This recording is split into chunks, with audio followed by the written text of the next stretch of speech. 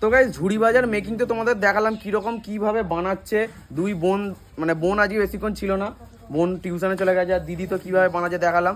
তো একদম শেষ পর্যায়ে চলে এসেছি, সব কিছু দেখিয়ে দিয়েছি।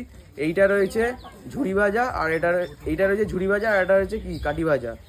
তো এটার দাম 5 টাকা করে। এটা নিজে বানিয়েছি, এটা কিন্তু এই ছোটো সাইজ না, এটা বড়ো সাইজ। এটা নিজে বানিয়েছি বলে এটা টেস্ট করে দেখবো কীরকম টেস্ট হয়। আর ঝুড়ি ভাজাটাকে একটু খাই, এটার দাম 2 টাকা।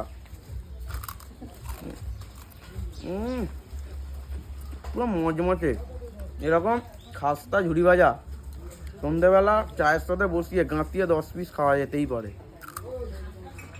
দারুণ। আর এইটা বলছে নাকি দারুণ টেস্ট। এটা তো দারুণ টেস্ট হবে না কেন, আমি বানিয়েছি তো এটা।